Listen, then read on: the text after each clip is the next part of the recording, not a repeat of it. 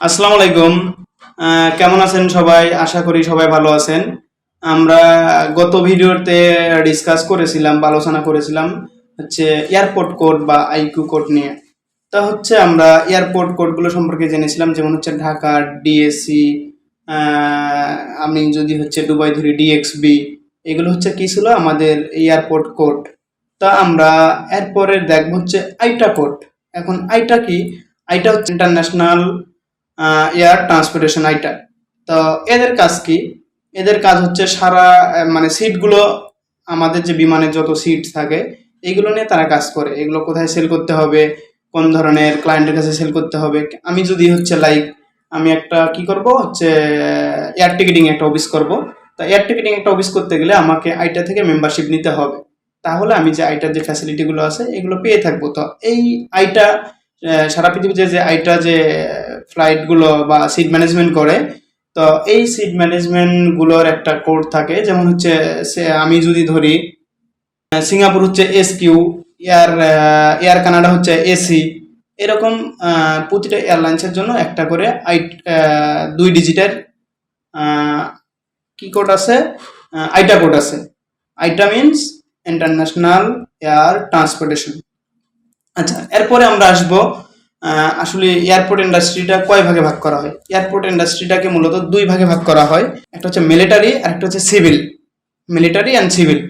তো হচ্ছে মিলিটারি যারা হচ্ছে আমাদের দেশ বা অন্যান্য দেশের যারা হচ্ছে মিলিটারি সেকশনে থাকে, দেশের হচ্ছে দেশ রক্ষার্থে কাজ করে, তাদের জন্য একটা সেক্টর আছে এভিয়েশন সেক্টর। দেন হচ্ছে আমাদের হচ্ছে সিভিল একটা সেক্টর আছে।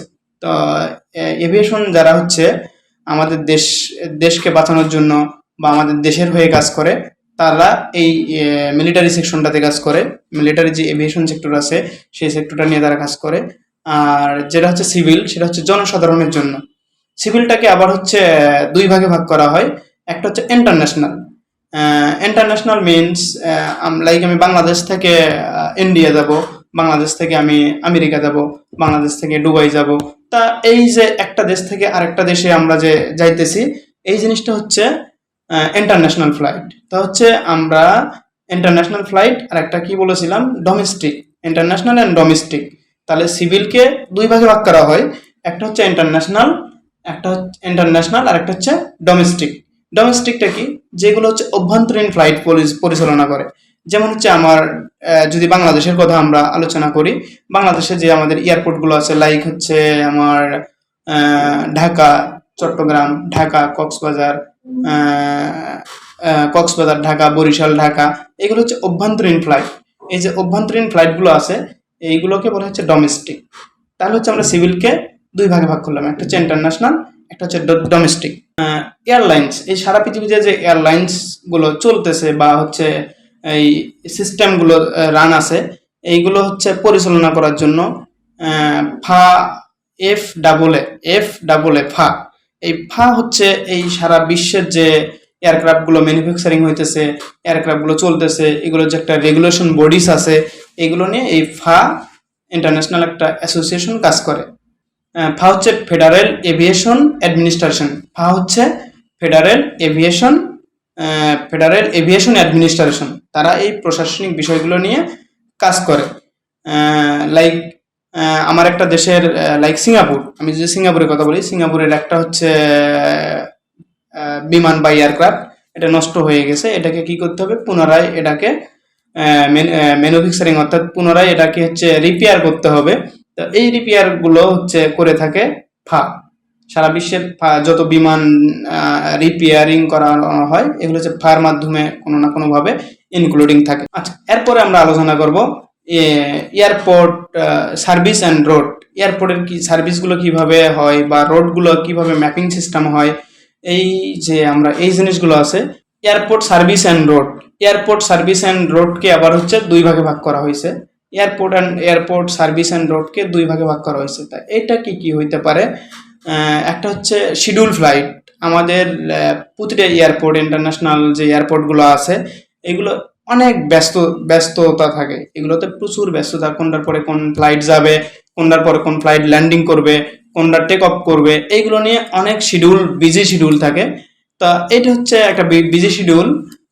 এটাকে বলা হয় শিডিউল ফ্লাইট। আর একটা হচ্ছে চার্টার্ড ফ্লাইট। চার্টার্ড ফ্লাইট হয়তো আমরা অনেকেই নাম শুনেছি, প্লাস আমরা অনেকেই নাম শুনিনি। চার্টার্ড ফ্লাইটটা আসলে কি? চার্টার্ড ফ্লাইট হচ্ছে যেগুলোকে স্পেশাল ফ্লাইট বলা হয়, এগুলো হচ্ছে চার্টার্ড ফ্লাইট। এখন স্পেশাল ফ্লাইটটা কি? লাইক আমার দেশের প্রধানমন্ত্রী আর একটা দেশে যাইতেছে, সেই ক্ষেত্রে প্রধানমন্ত্রীর সাথে আরো অনেকেই যাবে। তো তাদের জন্য এই শিডিউল ফ্লাইটগুলো বাদ দিয়ে একটা হচ্ছে এক্সট্রা বিমান তাদের জন্য কি করা হয়, এক্সট্রা একটা এয়ারক্রাফট তাদের জন্য বুকিং দেওয়া হয়, যেটা হচ্ছে আমাদের এই যে স্পেশাল লোকজন তারা অন্য একটা দেশে যাবে। সেই ক্ষেত্রে হচ্ছে কি করবে, এটা চার্টার্ড ফ্লাইট বলা হয়, এটা হচ্ছে চার্টার্ড ফ্লাইটের আন্ডারে পড়ে।